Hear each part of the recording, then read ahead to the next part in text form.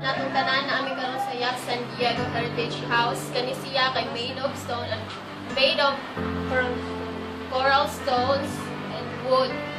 Located ni siya sa Mabini o Lucena Haina Street. It was built at late 17th century by Chinese merchants.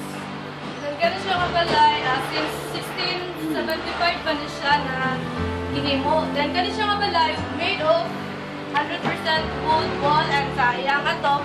Then kani siya kabalay po, 95% original. Kani, kipuyan siya ni Yacht San Diego.